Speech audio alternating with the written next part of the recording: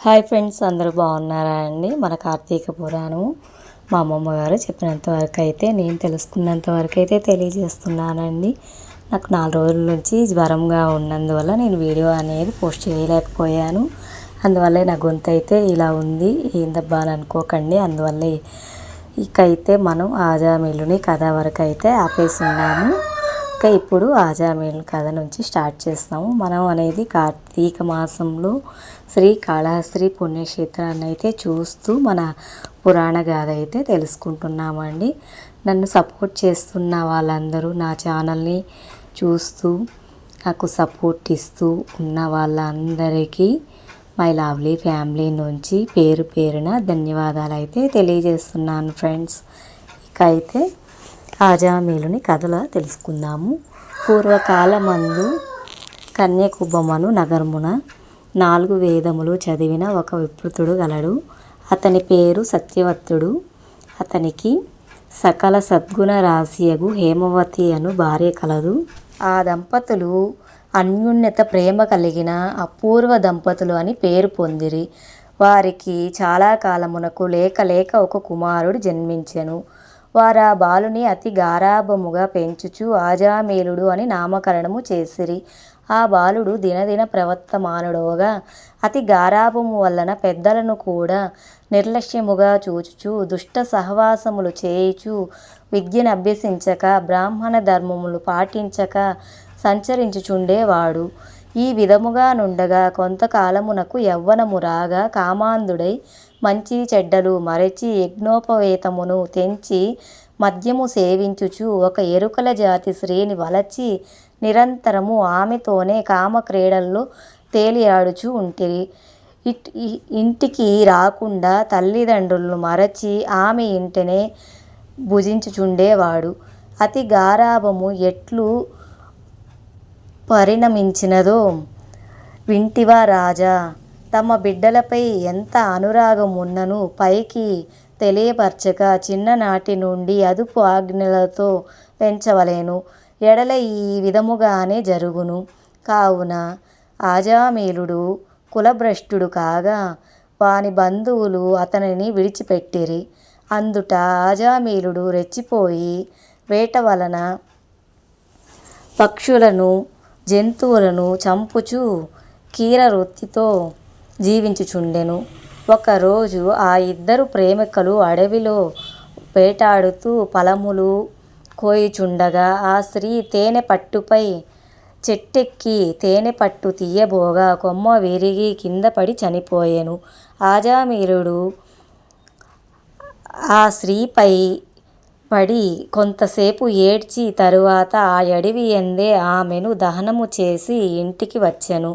ఆ ఎరుకల దానికి అంతకు ముందే ఒక కుమార్తె ఉండెను.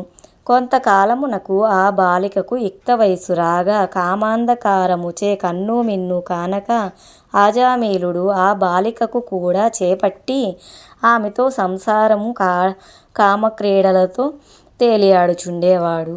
వానికి 2 కొడుకులు కూడా కలిగిరి. ఇద్దరు పురిటిలోనే చనిపోయారు. మరలా ఆమె గర్భము ధరించి ఒక కుమారుని కనెను. వారిద్దరూ ఆ బాలునికి నారాయణ అని పేరు పెట్టి పిలుచుచుండేవారు.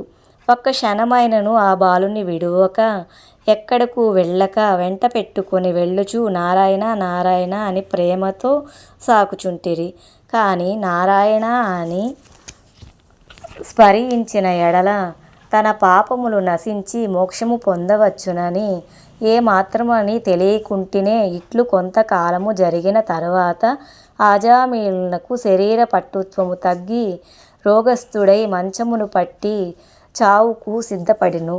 ఒకనాడు భయంకర కరములతో పాశాది ఆయుధములతో యమభటులు ప్రత్యక్షమైరి. వారిని చూచి ఆజామిలుడు భయము చెంది కుమారునిపై నున్న వాత్సల్యము వలన ప్రాణములు విడువలేక నారాయణ నారాయణ అనుచూనే ప్రాణములు విడిచెను. ఆజామిలుడు నోట నారాయణ అను శబ్దము వినపడగానే యమభటులు గడగడ వణకసాగిరి. అదే వేళకు దివ్య మంగళ రూపముతో శంఖచక్ర గద గదాదారులు నగు శ్రీమన్నారాయణుని దూతలు విమానములో అక్కడికి వచ్చి, ఓ యమభటులారా, వీడు మావాడు, మేము వీడిని వైకుంఠమునకు తీసుకొని పోవుటకు వచ్చితిమి అని చెప్పి ఆజామిలుణ్ణి విమానమెక్కించి తీసుకొని పోవుచుండగా యమదూతలు, అయ్యా మీరెవరు? వీడు అతి దుర్మార్గుడు, వీనిని నరకమునకు తీసుకొని పోవుటకు వచ్చితిమి, వానిని మాకు వదులు అని కోరగా విష్ణుదూతలు ఇట్లు చెప్పసాగిరి. ఓ యమదూతలారా, మేము విష్ణుదూతలము, వైకుంఠము నుండి వచ్చితిమి. మీ ప్రభువునకు యమధర్మరాజు ఎటువంటి పాపాత్ములను తీసుకొని రమ్మని మిమ్మల్ని పంపెను అని ప్రశ్నించిరి. అందులకు జవాబుగా యమదూతలు, విష్ణుదూతలారా, మానవుడు చేయు పాపపుణ్యములను సూర్యుడు, చంద్రుడు, భూదేవి, ఆకాశము, ధనంజయాది వాయువులు, రాత్రింబవళ్ళు, సంధ్యాకాలము సాక్షులుగా ఉండి ప్రతి దినం మా ప్రభువు కడకు వచ్చి మా ప్రభువుల వారి కార్యకలాపములను చిత్రగుప్తునిచే చూపించి ఆ మనుజుని అవసాన కాలమును మమ్ము పంపి వానిని రంపించెదరు. పాపులెటువంటి వారో వినుము.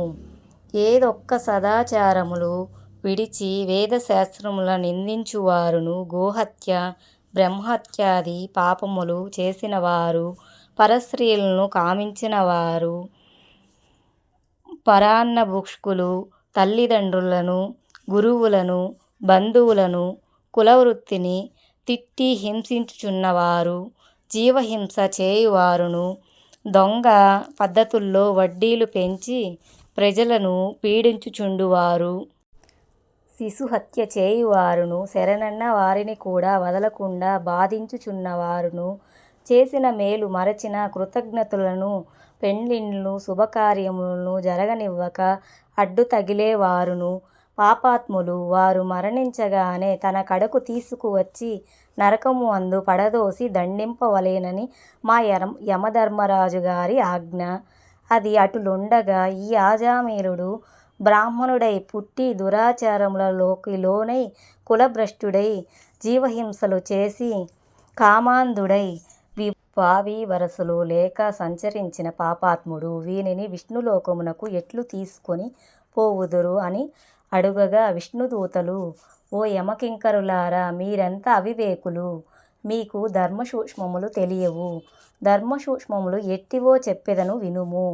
సజ్జనులతో సహవాసములు చేయువారును, జపదాన ధర్మములు చేయువారును, అన్నదానము, కన్యాదానము, గోదానము, సాలగ్రామ దానము చేయువారును, అనాథ ప్రేత సంస్కారములు చేయువారును, తులసి వనములు పెంచువారును, తాటకములు త్రవ్వించువారును, శివకేశవులను పూజించుచున్నవారును, సదా హరినామస్మరణ చేయువారును, మరణకాలమందు నారాయణ అని శ్రీహరిని గాని, శివ అని శివుని గాని స్మరించిన వారును, స్మరిస్తూ తెలిసి గాని తెలియక గాని మరే రూపమును గాని హరినామస్మరణ చేసి పడిన ఉన్నవారును పుణ్యాత్ములు అని అనుదురు. కాబట్టి ఆజామిలుడు ఎంత పాపాత్ముడైనను మరణకాలమున నారాయణ అని స్మరించుచు చనిపోయెను కనుక మేము వైకుంఠమునకు తీసుకొని పోవుదము అని పలికిరి.